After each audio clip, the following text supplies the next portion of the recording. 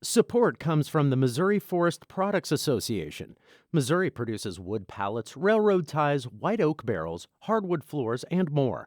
Details on the variety of products made in the state are at choosewood.com. Welcome to St. Louis on the Air. I'm Don Marsh. Today, a conversation with St. Louis County Executive Steve Stenger. He's in the middle of a number of controversial issues these days. A proposal's on the table to make him mayor of a merged city and county, while another would remove him from the office he holds now. Steve Stenger joins me in studio. Well, there you go. Well, hello. It's great to be here. Thanks for having me, and it's always a pleasure. It's good to have you here. Let's talk about some of these things that are making headlines these days, Steve. We've got to. The removal from office. Why aren't you attending county council meetings to cause this to happen? Well, I actually do attend council meetings. That's a bit of a misnomer. I do attend. There was a... But not every council meeting. No, I don't. Regularly, would you say? Yes, I would say regularly. Toward the end of the year, and you have to understand there's a very broad context here. And I think this, you mentioned those two issues that are controversial. One is the Better Together proposal, and one is this effort to remove me. I think it has as its genesis, perhaps, the Better Together proposal, just as, the mayor's, the attempted removal of the mayor and the city. I think that there's some relation between the two. Why would there be a relation? Oh, I think that... I think there are angry council people just as there are angry alder people. And I think that perhaps the motivation for the two efforts is likely the same. This started before the Better Together proposal came out, though.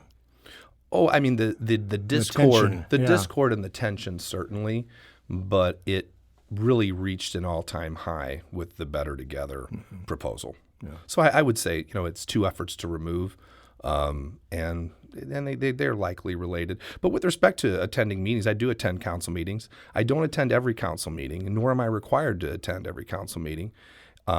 My job is a job that is much broader than the county council. The county council, I'm not a county council member. I attend meetings in more of a ceremonial role. The charter certainly allows me to be at the meetings, but I do not vote. I don't vote, so it's not as if I'm missing votes like a member of Congress. If you don't attend your votes, it's not like that at all. I don't vote. It's more ceremonial in nature. But with that said, we have a lot going on in the county. My job requires me to work probably anywhere from 70 to 80 hours a week, and I'm oftentimes busy all day and into the evening. So if I'm not at a council meeting, I'm quite literally doing something else that's related. And some of the council meetings have been set during the day. Those are extraordinarily difficult for me to attend, and they're often done with fairly short notice. So I do my very best to make it when I can, but once again, I don't vote, and there really isn't much I do at those meetings. And it's not a meeting where there's usually debate, or I should say even in some cases legitimate debate. It's more, it's at times there's a bit of a circus atmosphere. Well, it's causing people to ask, if you can't get along with a council of 7 members, how would you get along with a council of 33 as this super mayor under the Better Together proposal? Yeah, and I would tell you that this may seem counterintuitive, but it's perhaps not.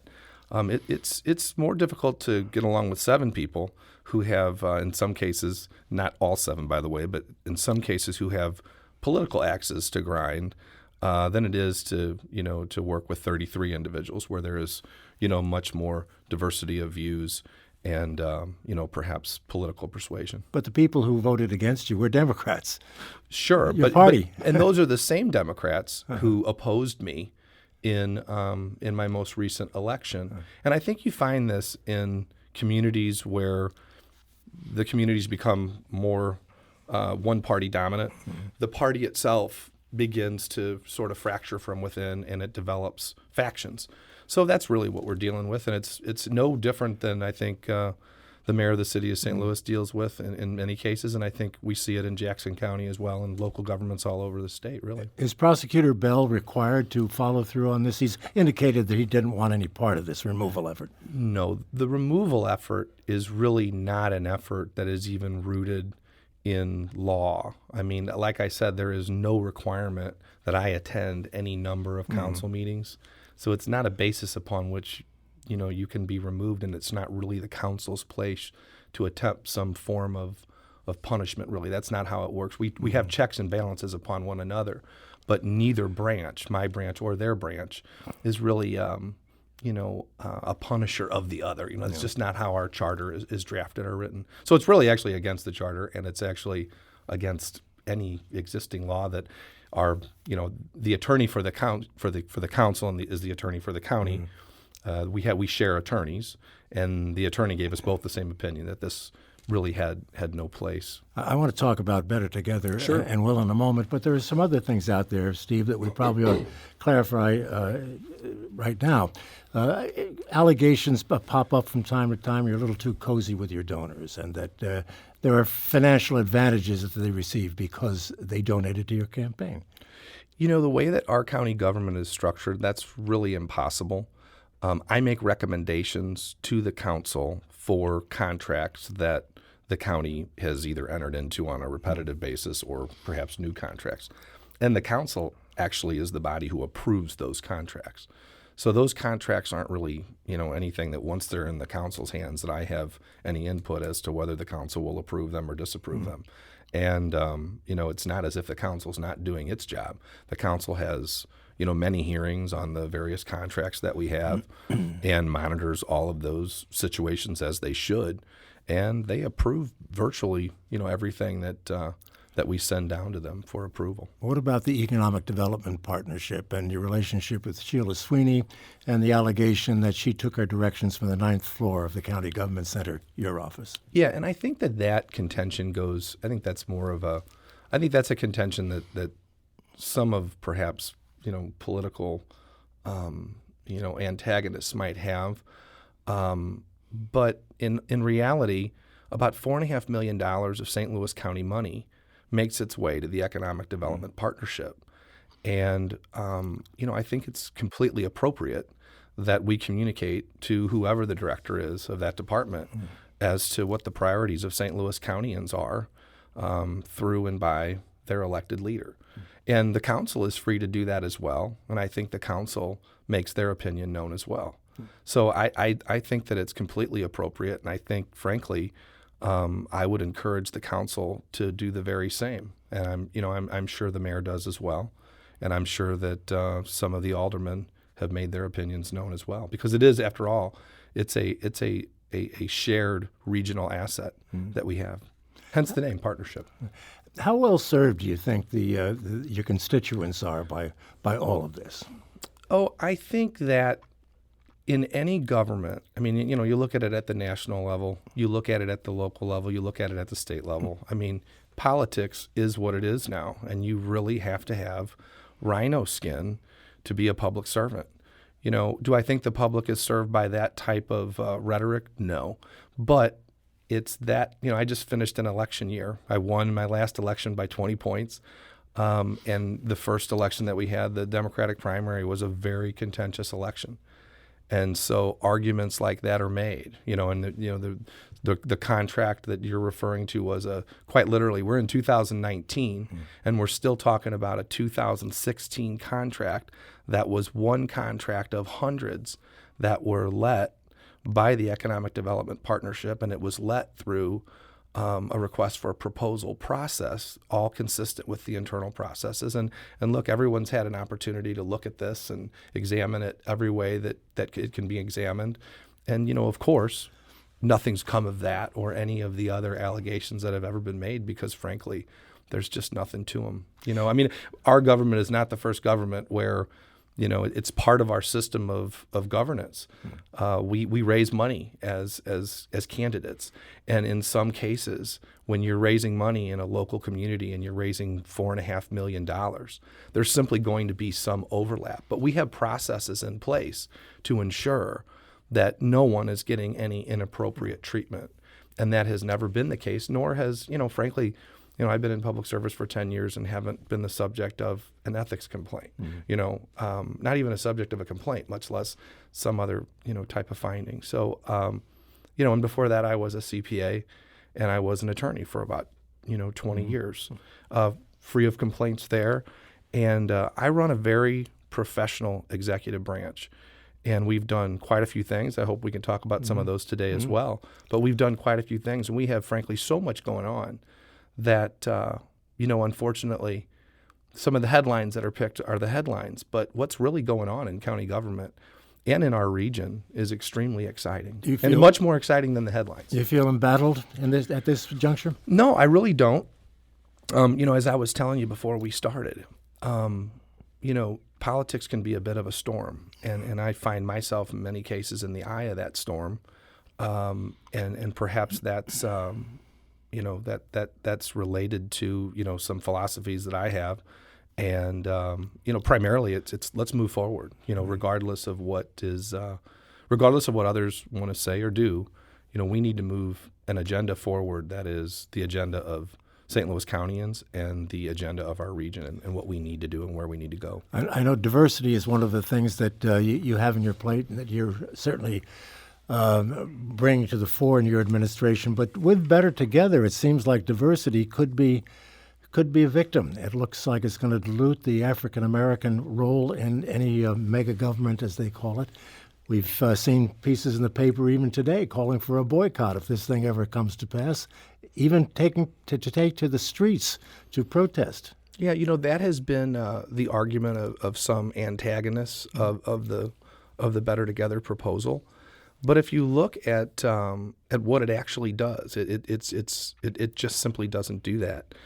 We would have a council of 33 members that would be the legislative body for the entire metro city. And if you look at what that does, frankly, I think it brings actually more opportunities, actually.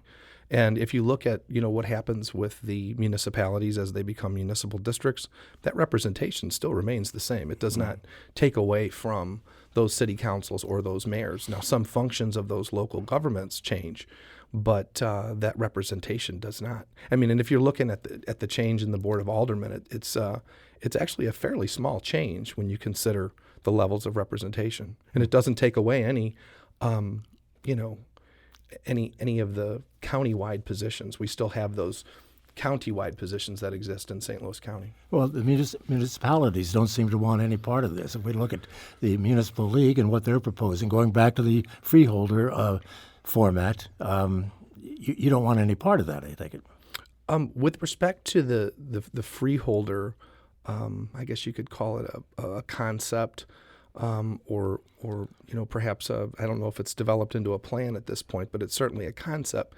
It over time, I can only look at maybe one or two instances where it actually produced an outcome. In many cases, it's been done before, It's been tried before, and I think it's apparent that in our region, if we look at our peer cities across the country, we need to make a change.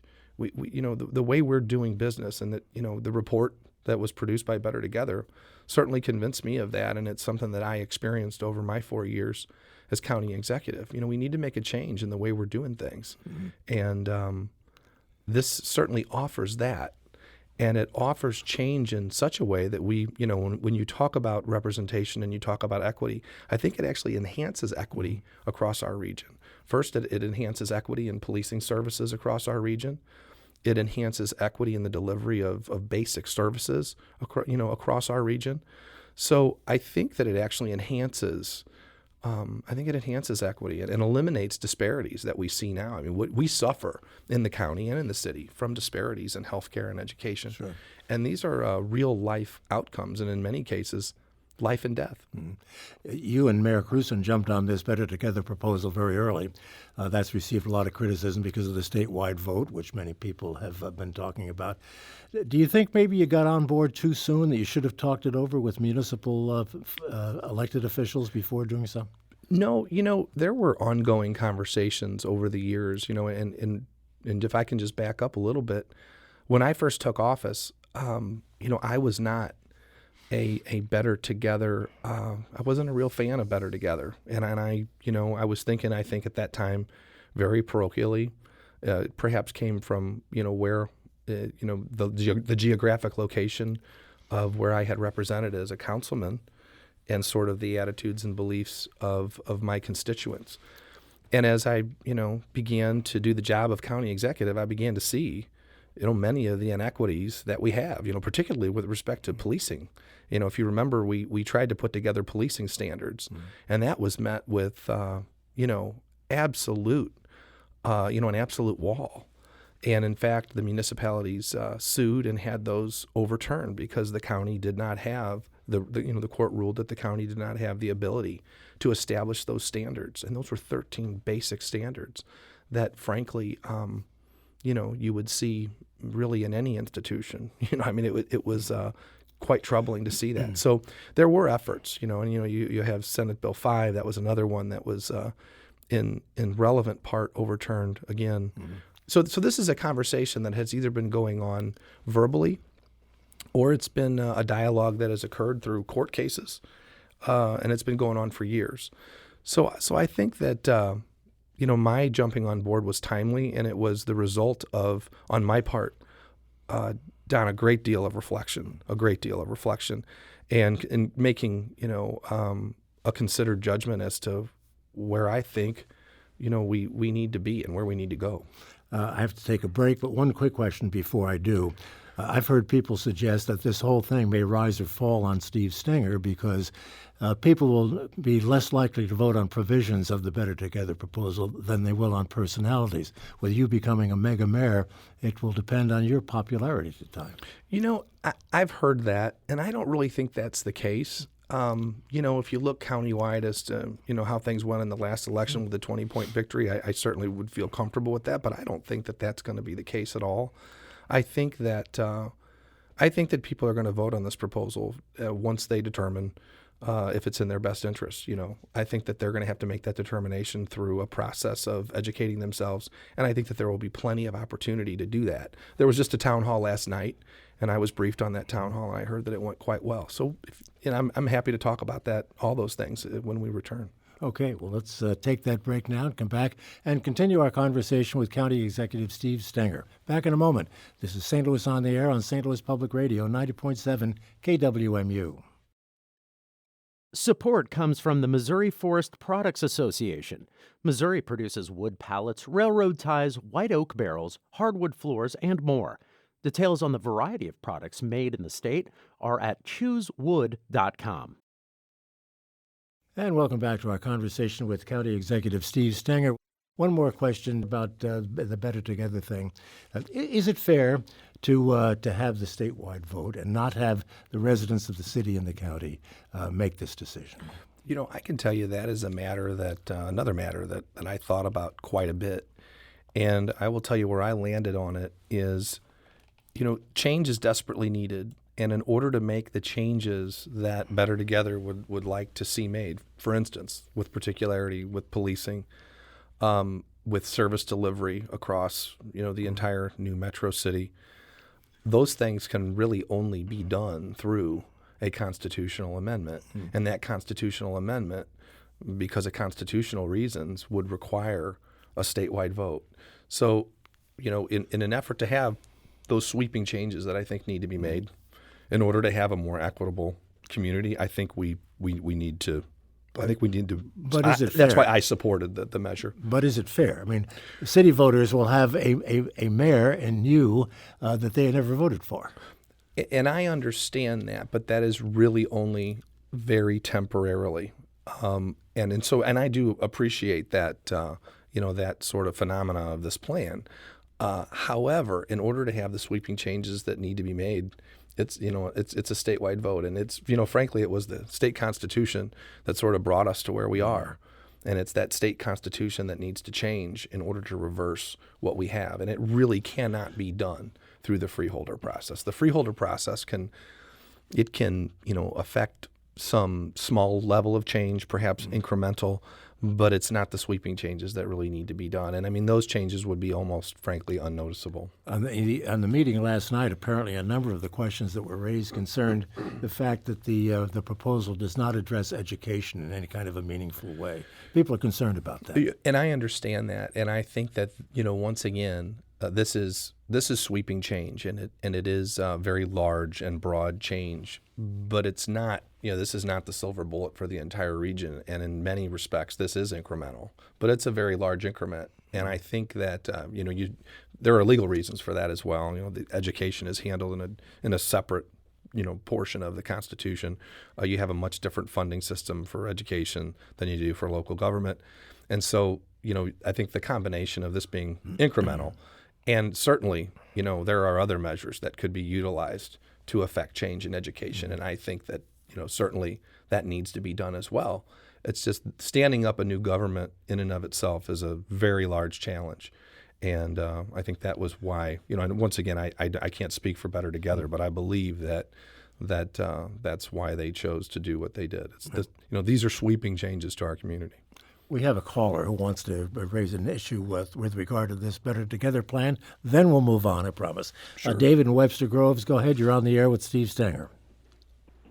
Oh, thanks, Don. And Supervisor, I took driver's ed when I was in high school decades ago in Webster Groves, and it instantly gave me a lower insurance premium because I had taken driver's ed.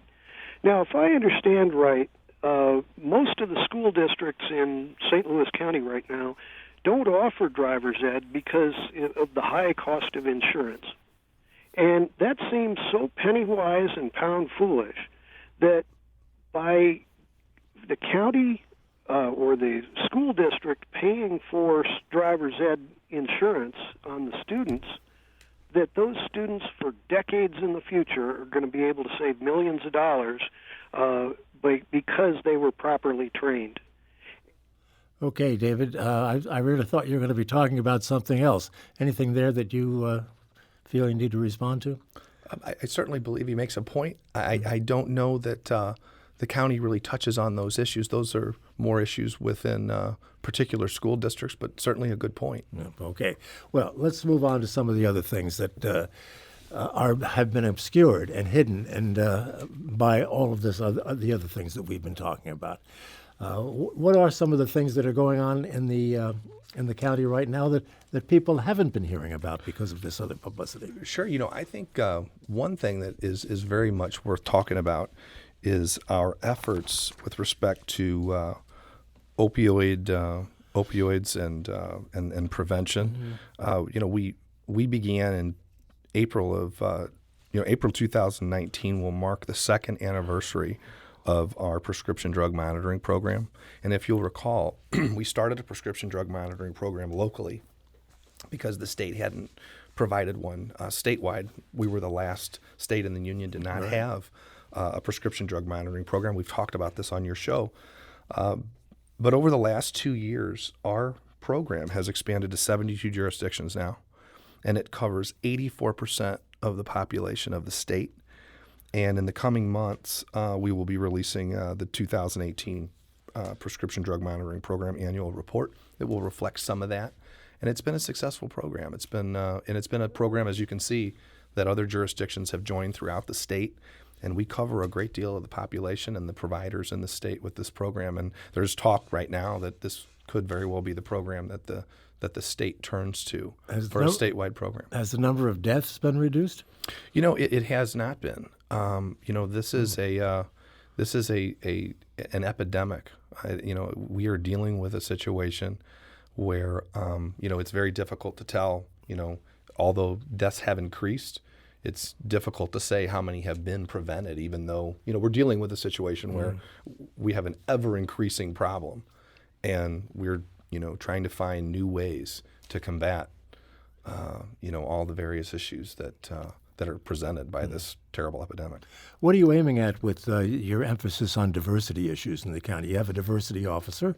We do. And you have a number of things that you're looking at. What specifically are you trying to do? What we're trying to do is, in St. Louis County, we're trying to lead by example. We talk a lot about wanting, when I say we, we in St. Louis County talk a lot about wanting an equitable community and a community that is fair for all. And eliminating disparities along racial lines and gender lines. And what we're trying to do in St. Louis County is lead by example. So We brought on Jack Thomas as a Chief Diversity Officer for St. Louis County, and he recently completed our county's first annual business diversity report. The report illustrates our progress to date in key areas of business diversity development, and I will tell you that I have never seen a person work as hard as Jack Thomas does. He's been working extraordinarily hard, and it shows. We've had some good results, very good results. Right. You know, we had 25 construction contracts that were let for a total of $10.4 million, and the minority women-owned business enterprise firm participation on these contracts is about $2.2 million, which is 21% by minority-owned business enterprises, and about $1.3 million for women-owned business enterprises, which is about 12%. Now, it's really important to consider this with respect to those construction contracts. Prior to Jack coming on board and back in 2014 and 15, when I first took office, that was 0%. So we've had, a marked difference as a result of Jack's efforts, and just having an emphasis on that. It's made a huge difference. I had a couple of emails in anticipation of our conversation here, and one of them goes back to Better Together, it says here, if county voters remove you from office, going back to another subject we discussed, if you are removed in a recall election before November 2020 vote on Better Together, would you still serve as Metro City Mayor, which some lawyers believe is what the proposal says? The proposal, per its terms, would seem to say, and I'm sure it's open to interpretation, but it would seem to say that the county executive and the mayor, and I believe the other elected offices that are countywide offices, that you would move into the metro mayor and the transitional mayor slots if even if you were recalled. One question that I had, and it's really not in your bailiwick yet, but where are you on the issue of airport privatization? That would fall into your lap if all of the other things come to pass. You know, I think that it is certainly something that needs to be looked at. I don't believe at this point the study has yet begun, but I do believe it needs to be looked at. You know, our airport, suffers from many of the same things that our region suffers from. There's a bit of stagnation. And the airport certainly has capacity, and it would be, I think, wise to look at every way possible to take advantage of that capacity and have a world-class airport and be a hub, once again, for major airlines. And I think that the mayor Mayor Cruson has done a really, really great job of being open to considering those ideas, and I think those ideas are being considered right now. And frankly, I await those studies and what they'll look like and what they'll reveal, because this is very well could be a multi-billion-dollar analysis that's going to need to be done here. Well, we could certainly use the cash, whether it's St. Louis County or St. Louis City. Well, certainly that's one. I think that's one consideration. But I think for me, I want to bring that airport back, and for our local residents and our local businesses, and businesses, frankly, nationally, who want to come to St. Louis, we need to give them the ability to come to and from. Got to end it right there, Steve Okay. Stenger. Well, thank you very much for having me. I St. appreciate Louis it. County Executive, thank you so much for being with us. This is St. Louis on the Air on St. Louis Public Radio, 90.7 KWMU. Thank you for listening. I'm Don Marsh.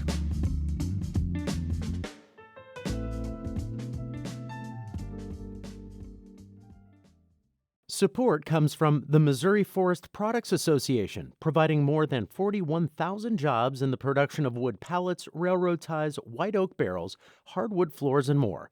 Details at choosewood.com.